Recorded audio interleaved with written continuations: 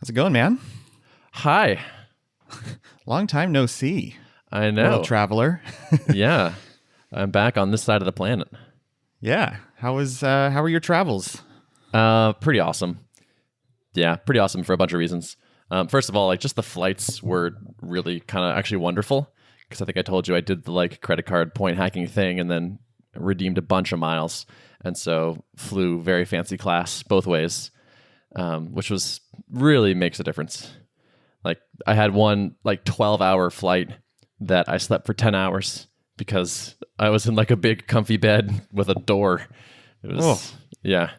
That is awesome. I'm going to have to try that method of travel. I haven't really done anything beyond just standard economy, but I do always have the thing, I think we talked about this before, where I pretty much always try to get a exit row seat or something just because long legs, makes a big difference. Yep. The length makes a big difference, but man, having your own little pod was delightful. And then the food is really good. So it's they serve you a 6-course delicious meal, and it's pretty awesome. What could have been a very painful travel experience was actually great. And then the actual time in Hong Kong was really wonderful. Really fun working on someone else's business. It was just there's no anxiety. It's like consulting, right? It's there's no anxiety. It's you're leaving. You feel like you have total clarity on everything because you have no emotional connection to it. But also he was at a really good stage for me to be able to help out. He's been building for 3 months. It's a Rails app. And so there was enough stuff there that I could kind of dive in and clean some stuff up. One of the first things we did was a bunch of performance improvements, because there were a couple naive queries generating pages where it was just a thing.each and a thing.each and a thing.each. Classic n plus ones. Yeah, n plus a million kind of thing. there was a whole bunch. So we took a couple pages down from literally thousands of queries down to a small handful, which is very gratifying work. Mm-hmm. So we did some perf stuff, and then we refactored a bunch of things and just transferring a lot of Rails knowledge, and also just general environment stuff. So I was helping him create some aliases, and he started using Vim, and I was driving and sort of giving Vim instruction on the fly, which was really fun. Quick aside, you'll be proud of me. I have been doing a little bit of Vim tutor stuff in the mornings. Yeah. Oh, that's cool. And are you using Vim for any of the work during the day yet? Not yet. I actually am considering trying it today. I haven't made it fully through the end of the tutorial yet, but I mean, even just getting my fingers used to the HJKL and remembering muscle memory which direction each key is is taking a little bit of time. So it's a little frustrating as I'm fumbling through, but I've kind of felt this for a while that I'm not super efficient in my editor. So, and just, hearing you talk about it all the time and every time I see someone live code or I just watch, and pairing with someone who's using something like that, I'm I really need to up my game on this. So just adding to my plate of new skills that I'm trying to add to my tool belt all at the same time, I guess. Yeah, it's a reasonable one. It's a bit of a painful ramp, I will admit. The first day of watching my friend Dan do his basically first day of Vim, it's hard. You're definitely slower. There's lots of thinking, but the second day was noticeably better, and the third day it was okay, this isn't painful anymore. It's it doesn't take that long. Mm-hmm. It's not a huge cost. One question I have real quick on that subject is, what do you do for file browsing or jumping between files in a project? Do you use just sort of what's baked into Vim, or do you have plugins that you use for that type of I use a plugin thing? Called CtrlP, which does fuzzy finding. Okay. I've come across that one when I was kind of Googling it, but this is where it gets a little fuzzy for me is there a happy path of using only what's baked in, or are there a curated set of plugins that are really well maintained? There is a thing called Janus, which is where it's a lot of configuration done for you and some plugins included. I actually don't recommend new people use it because it just does so much for you. I think it's better to start with mostly stock Vim. I actually have a blog post called "Your First VimRC Should Be Mostly Empty." Nice. And I also link to a bare bones VimRC to get people going, because there are a couple things you should set that are just okay, this should be the default. It happens to not be, but just do this. But I think there's value in sort of understanding what out of the box Vim is and then slowly adding plugins and things like that. Yeah, cool. Maybe I'll have to check that out. We can link it up too. And mining other people's VimRCs for plugins and tricks is like a great way to spend 10 minutes in the morning if you're just trying to level up your game. Like and then like pull out like one thing. Like you're like, oh, that's a cool way to handle that. And then you add a little bit to your thing. And like you're slowly accreting a VimRC over time that you actually understand. That's valuable. That's cool. Yeah. But that was a trip for me. Like I've been a Vim evangelist for a long time. So like convincing another person to do it and watching him live and like seeing him get better and like slowly being like, and there's a faster way to do the thing you just did. So like, let me tell you about this thing. And it was very satisfying. And I was pumped that he was willing to take the plunge. Yeah. So that was cool. So I was there for 2 weeks, and we spent basically most of the first week refactoring, cleaning stuff up, improving things. Didn't really I'm not sure we actually added any features, but we did a lot of cleanup. After about a week, I was like, I'm starting to feel uncomfortable because we've been building a lot and writing a lot of code, and you've been building for a few months now, but like we haven't really talked to any customers. Like, how do we know that this is what people want, that we're heading in the right direction? I'm fairly convinced that if we talk to some people, it will impact the course you're taking. And so he was down and did some cold outreach. We ended up scheduling 3 basically demos with Mandarin schools in Hong Kong. And so we brought what we had built, showed it off to them, and it was exactly that happened, where it was lots of good feedback, lots of interesting ideas came out of it, some ideas for change of direction, some like fairly substantial positioning changes. Just by luck, we had the perfect set of meetings where the first person we met with was sort of not on the super sophisticated side. And the second person was clearly a step up from that. And the third person was a big step up from that. So like each meeting, we got better at the meeting. And the person we were talking to got more sophisticated. Earlier, people were like, oh, this is amazing. And the last person was like, this is fine. But like it would have to do a lot more before I would like consider showing this to my students. And so it was really kind of an interesting ramp up. Yeah, that's cool. Like, I suspect there are not too many like software consultants who will help you like get your code base more performant and then flip over to business development. And like, like that's like a super powerful combination. If you ever did forget about this whole building software for a living thing and just go into consulting, like, what an interesting combination of things. Because if you think about it, when you're building a new startup or an MVP, like that customer development process is equally important as like getting your code base solid. So yep. And this approach, by the way, is ripped fully from Thoughtbot. Like Thoughtbot has that sort of baked into the cultural DNA there, where it's like, we're not interested in just like building you an MVP based on a thing you've told us. It's like, all right, like let's do a design sprint to explore the space, but let's also definitely get some people in here, potential customers, show them some things, get feedback.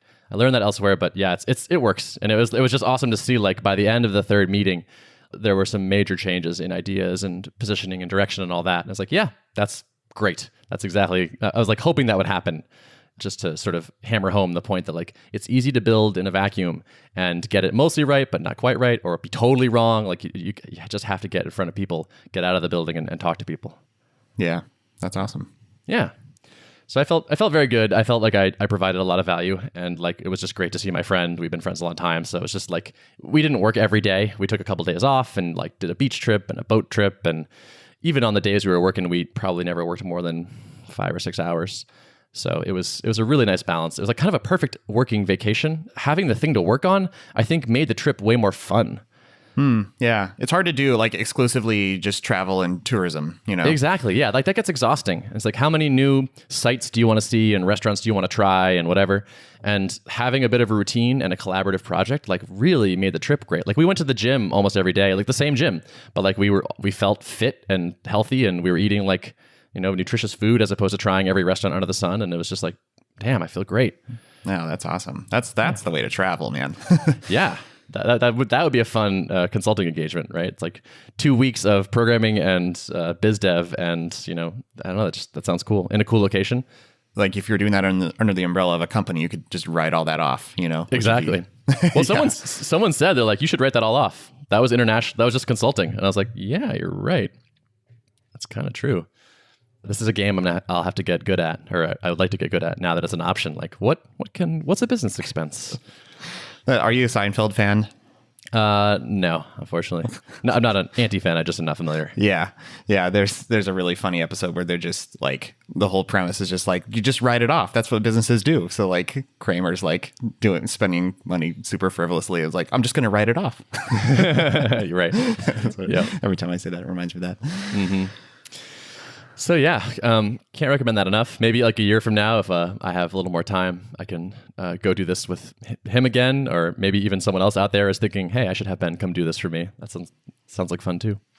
Yeah, just take a junket every couple of months. Plus, it's honestly like consulting, quote unquote, is just so fun because, like I said, like there's just no stress to it.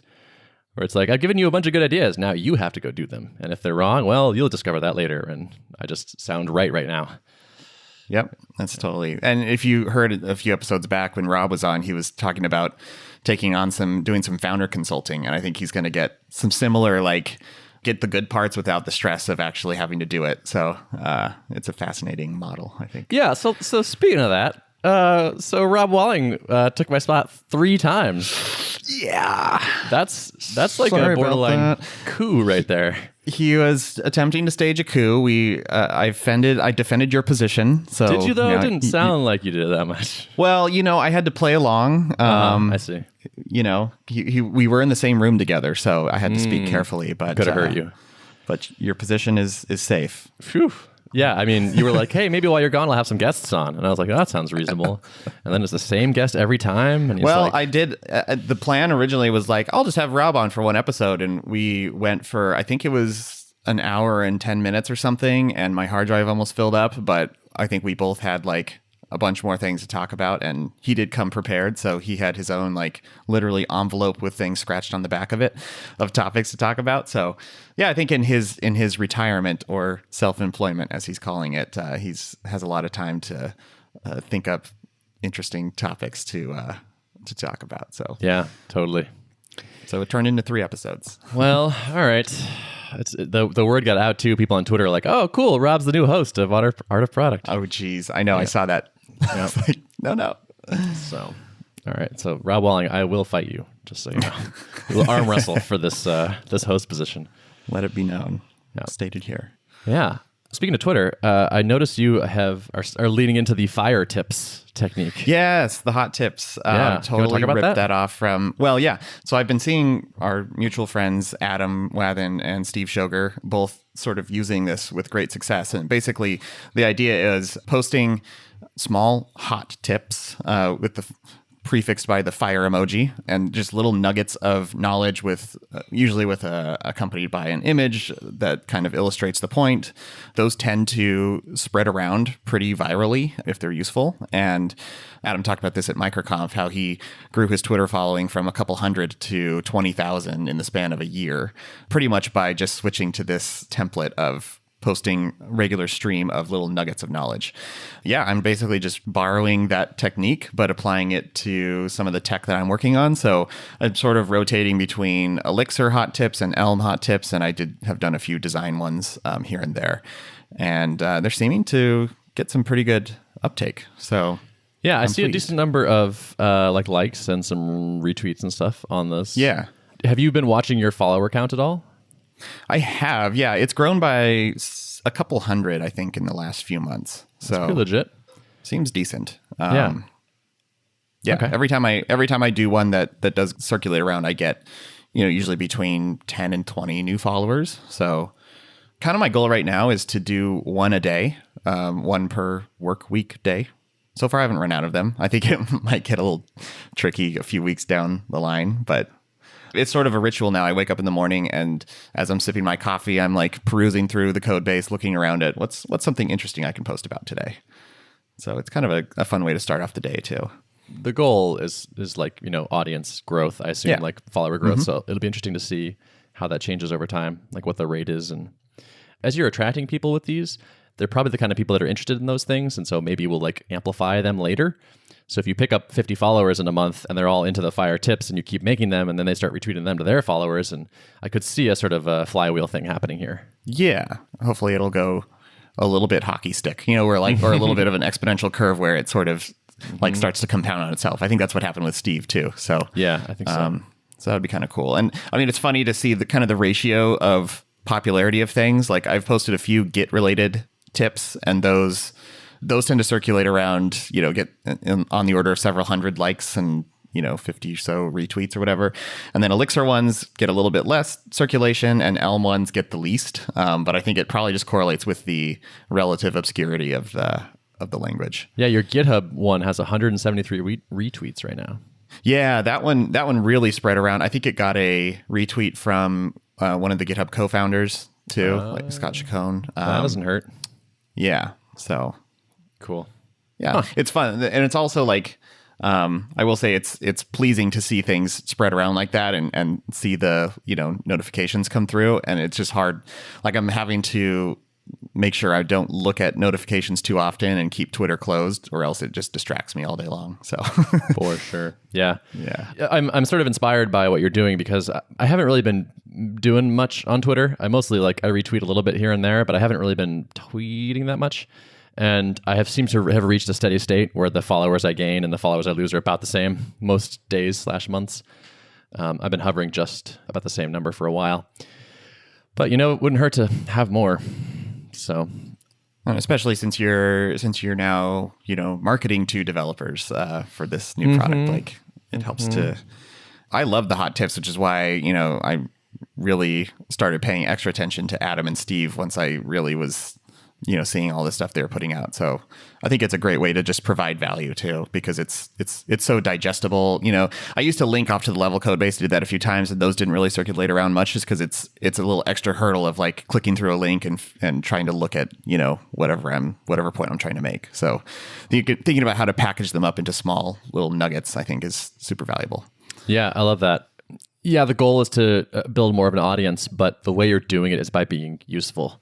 Yeah, that feels good to me. I'm down with that. Yeah, you're not just like, hey, level's cool. Hey, I made this thing called level. I'm working on a thing called level. Do you want to buy it? I like the approach. Be useful on the internet. It's a good way of thinking about it, Adam. Yep, it is. Yeah. What else is new in your world? I have some stuff too, but yeah. So I've been pretty heads down, still building product. And I am doing today, actually, I'm going to be whiteboarding with Rob. We kind of talked about this a little bit on a previous episode, but one of the things I'm trying to get nailed down is a pretty critical component of level. And that's sort of categorizing the different types of communication that need to be managed through level, and then figuring out how best to present that in the application and how that flows from, into people's inboxes and how it's presented to users as they, step away from the product for 6 hours and come back. And how do I make sure that urgent things are flowing through in a timely manner and non-urgent things are not interrupting people. So I sort of started a spreadsheet where I am listing out the different types of communication that needs to be refined. And then I need to come up with a few patterns for the user interface. And once I get that nailed down, that's what I'm planning to get in front of users. So I'm going to reach out to some of the list and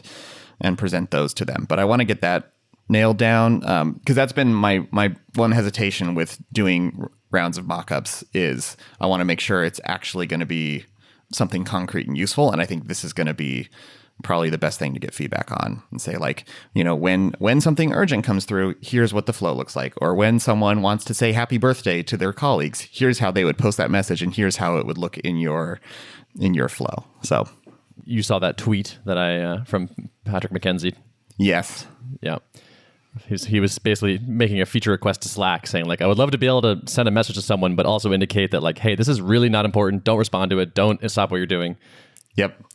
That notion of urgency, I think that's surfacing as one of the most important or one of the most deep problems that people have with Slack is the false sense of urgency. And I think that's, like figuring out how to mitigate that and not swing too far in the other direction where like things just get constantly lost because they're not getting seen. Surfacing that right level of visibility, there's a lot of like threading a needle there for sure.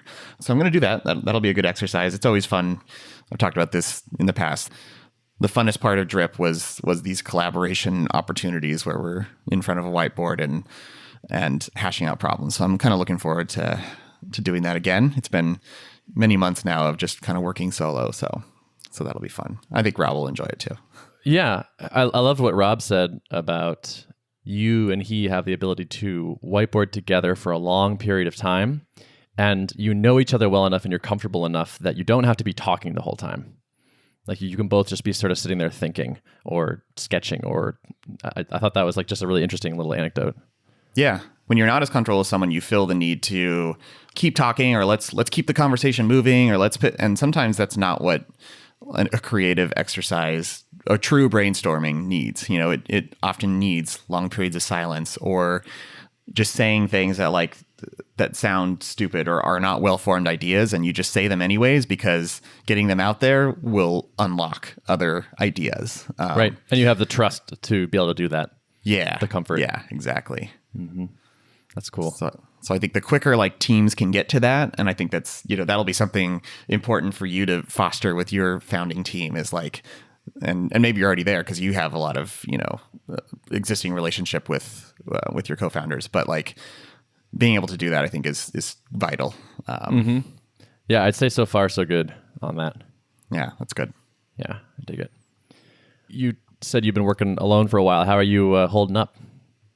I'm holding up pretty well. I think I'm used to now the wake up in the morning and feel like I could be working on anything, like that kind of vast expanse of of not having any limits on what I'm working on, and so I'm developing some good methods of trying to build short checklists for myself or set a few goals for the day.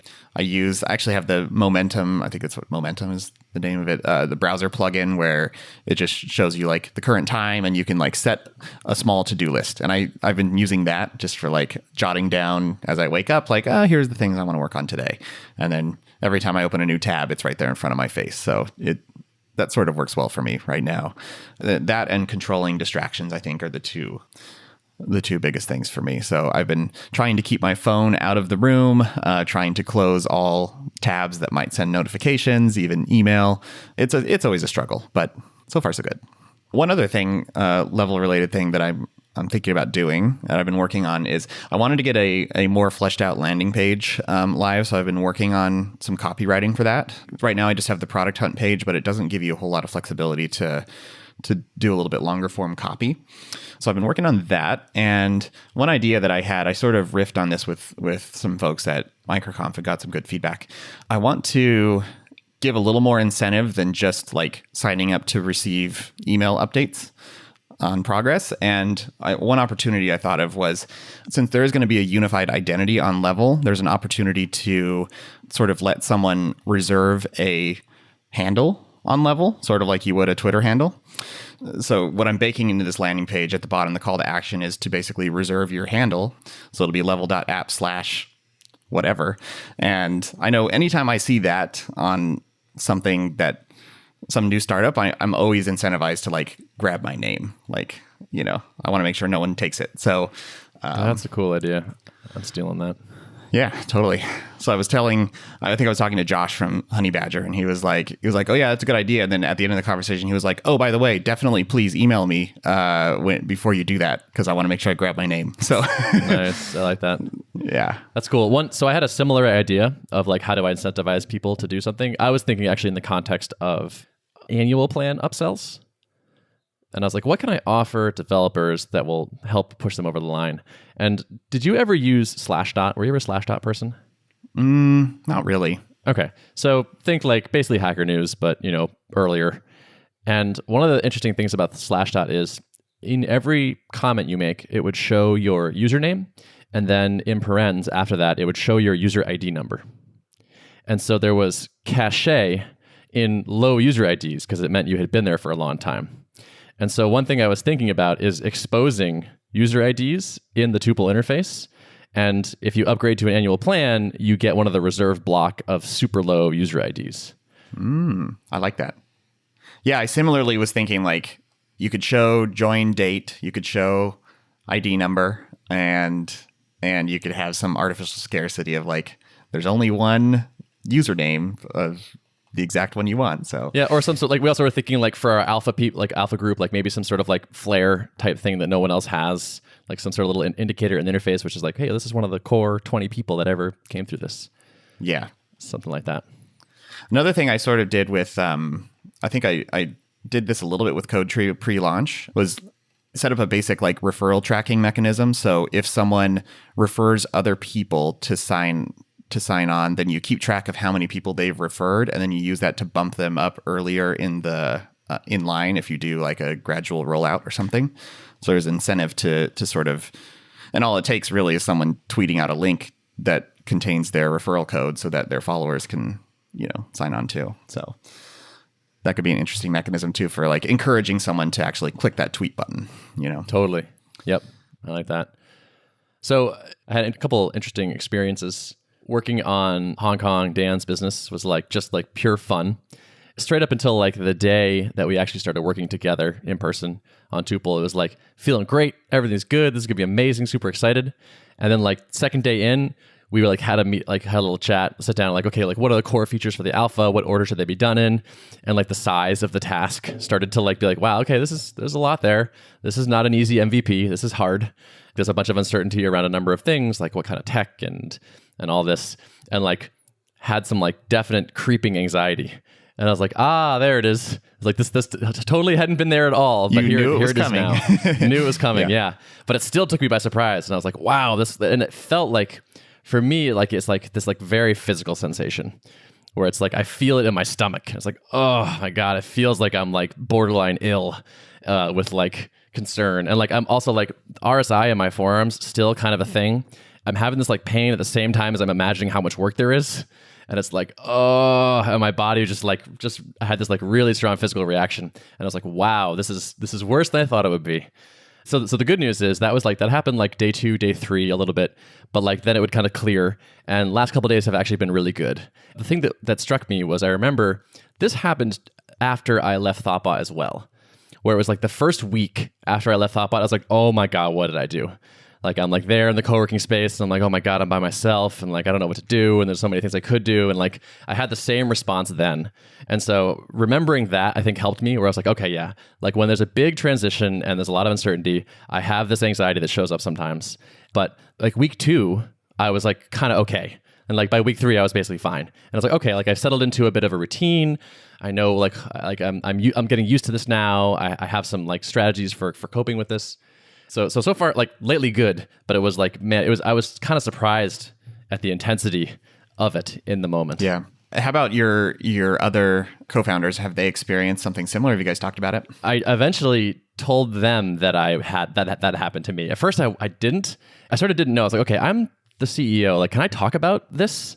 Is it my job to put on a confident, happy face all the time so that other people don't feel anxiety?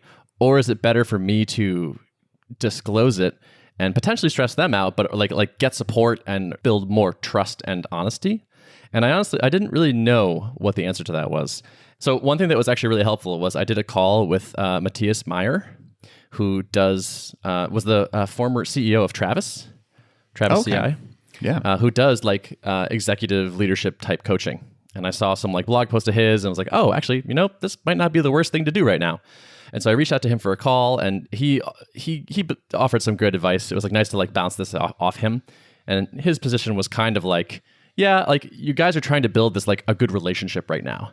Telling them what's going on is probably a good idea. You're trying to get to a point where you really trust each other and you feel comfortable with each other. So consider talking with them. And also, maybe they're having it too, which is what you asked.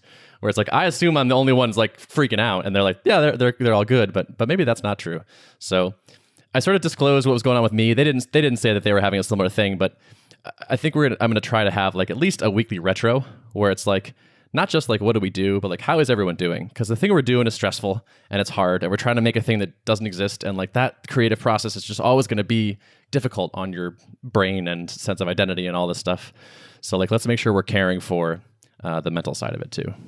I totally understand your hesitancy to potentially create anxiety in other people that wasn't already there, especially with co-founders. I think that's one of the unique aspects of a co-founder relationship is you guys are equally invested in this thing. And part of the role of being a co-founder is not just there to, play a specific, individual contributor role, but it's also to provide that kind of support to each other. I think that's one of the advantages of having that relationship, where maybe you wouldn't do that if it was just an engineer on your team.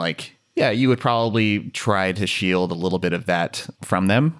Rob and I always had that kind of dynamic where we could talk about that stuff. And that's why even early days of Drip, before I was officially a partner in the business, like I was functionally a co-founder because it was just the two of us from day one. And then we would talk about those types of things that you normally ordinarily wouldn't loop a typical employee into. So that's good that you guys are talking about that.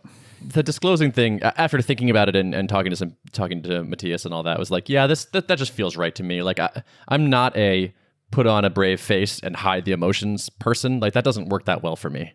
Even if it were kind of helpful to other people, I just function so much better when I can get stuff out. And like as soon as I told them about it, and they were like, oh yeah, that makes sense. Like, yeah, we're doing a stressful thing. And they were kind of like, it's no big deal. And I was like, oh yeah, it is kind of no big deal. Like, of course that's happening. Like that's normal. That's fine. It doesn't mean we've done something crazy or we should stop or any of that stuff. It's just like, yeah, it's a normal thing. I also listened to a podcast with Seth Godin in it. Always a good idea. Yeah. The Reboot podcast.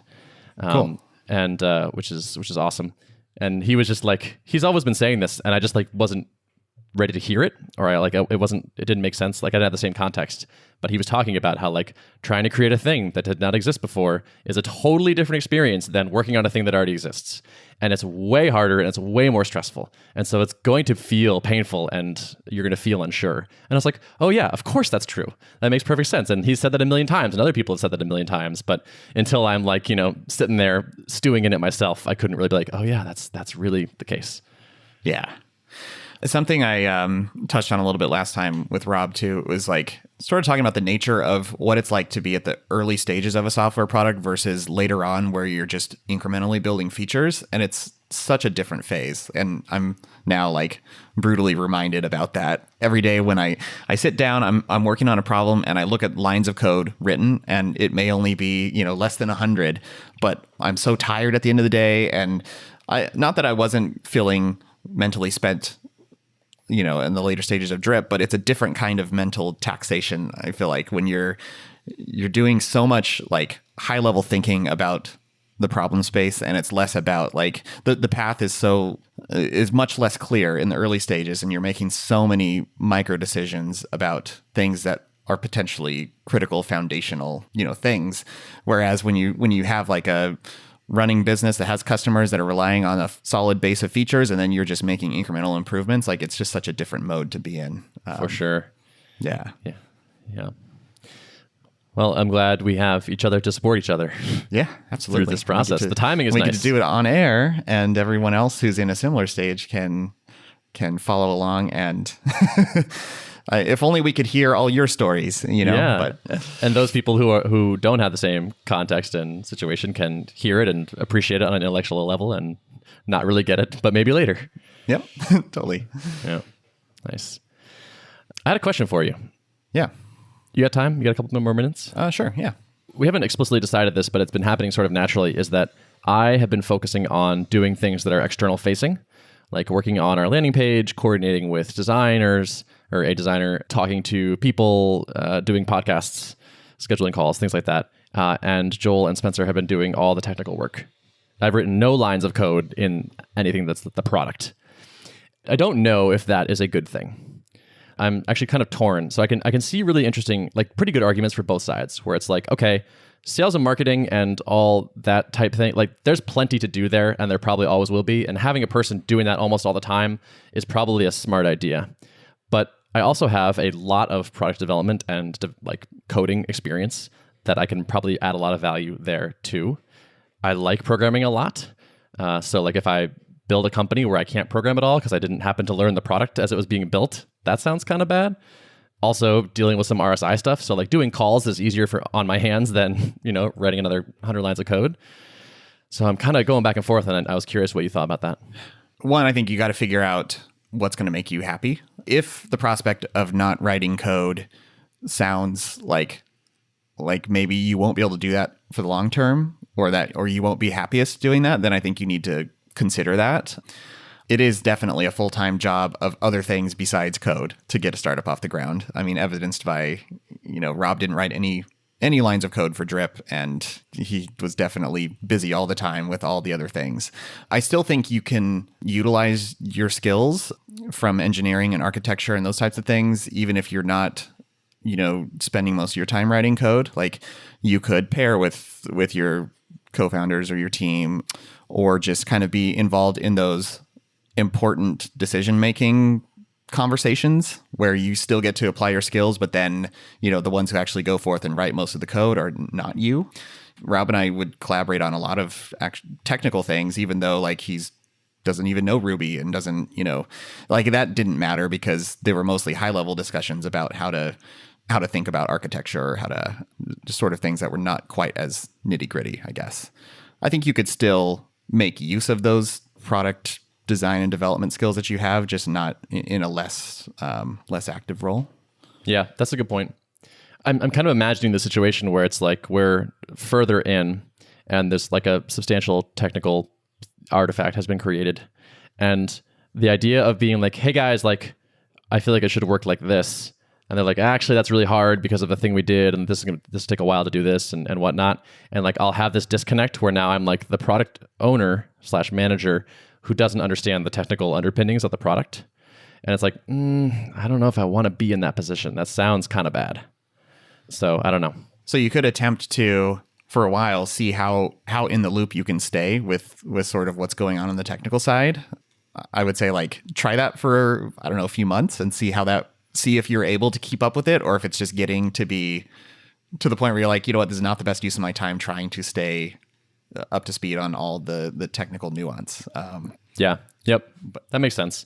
That was actually something that Matthias mentioned on our call. Was he said something along the lines of, think of most things as experiments, and like a lot of things are reversible. And so like, I don't need to say like, all right, it's June 1st. I am not going to write any code for the product. And that will be the decision period. It's like, yeah, it turns out by June 12th, I was like, I need to be doing this. I hate doing marketing full time. So let me get in there. And that's just fine. So most decisions are not undoable. Yeah, absolutely. I don't know if you've thought about kind of the subdivision of separate concerns, I guess, that this product will have. I mean, obviously there'll be desktop clients. There will be some kind of web client probably, or some kind of at least administration interface for it. So you could also maybe pick and choose the areas that you're involved in, and maybe some of the deeper like technical aspects of the client, you'll just like make someone kind of take ownership of that, and you'll be less involved in that, but maybe you'll still be involved in other parts. Right. Yeah. And that's already kind of taking shape in that we need some sort of backend server to hit that we will be written in Rails by me, probably. So it could be that a couple weeks from now, I'm slinging Ruby like I always have, and I'm not writing the guts of other parts. But yeah, I'm still a technical person.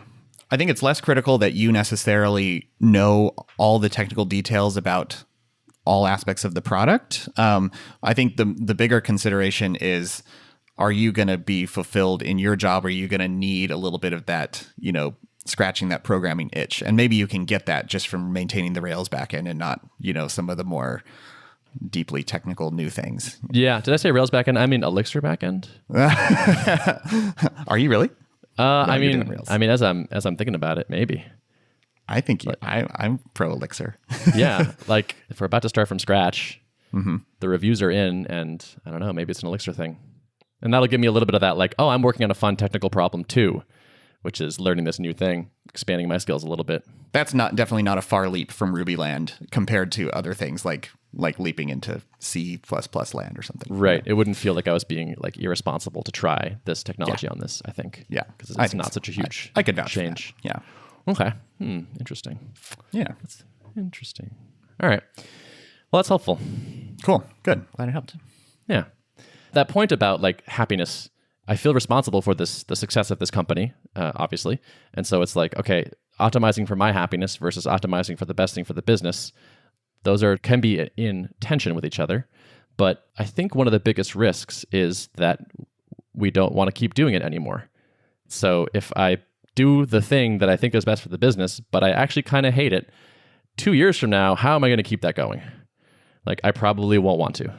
Yeah, and that's where, I mean, if you guys were like raising venture capital, then the things you need to structure the business for are very clear. It's like you're structuring for fast growth, and you do whatever it takes, which means probably eventually selling to the enterprise and hiring a sales team and and there's potentially a lot of decisions that you would have to make that you wouldn't necessarily want to because you wouldn't enjoy that structure. And so one of the advantages of being bootstrapped and independent is you can sort of straddle that. You can maybe potentially do things suboptimally in favor of making your team happy. And I think that's totally okay. Why even start a company if you're going to turn it into a thing you don't want to work on? Like, I can go get a job that's fun. Like, there are fun jobs. So like, just do that. Like, to me, the freedom and the flexibility was sort of the whole point in a way. So if I just build my own. When I hear, Chad at Thoughtbot talk about how he still writes code, like, that's probably suboptimal. Like, he's probably not the best person to be writing code all the time, but it's what he enjoys, right? Mm-hmm. And so that's right. Okay. And he's 12 years, or they're like 12 or 13 years into it now. And if he weren't doing stuff he enjoyed, he probably wouldn't have been able to do that. Exactly.